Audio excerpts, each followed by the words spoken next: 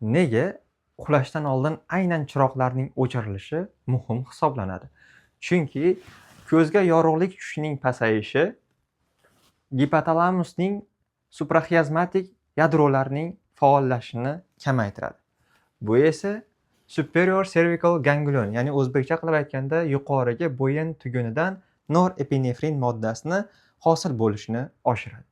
Norepinefrin pineal gland, ya'ni epifiz bezidagi hujayralarga ta'sir qiladi va melatoninning hosil bo'lishini oshiradi.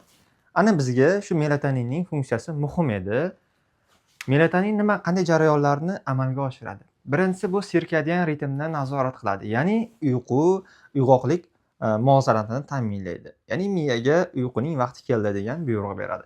Keyingisi bu neyron faolligini, ya'ni oddiy qilib aytganda miyamizni faolligini pasaytiradi. Keyingisi uyqu markazlari faolligini oshiradi. Ya'ni bizni organizmimizda uxlashimizga javobgar bo'lgan markazlar bor, shuni faolligini oshirib beradi. Keyingisi tanamizni haroratini pasaytiradi va tanamizni uyquga tayyorlaydi. Shuning uchun uyqudan oldin chiroqlarni o'chirishni unutmang va ana shunday foydali ma'lumotlarni kuzatib borish uchun sahifamizga obuna bo'ling.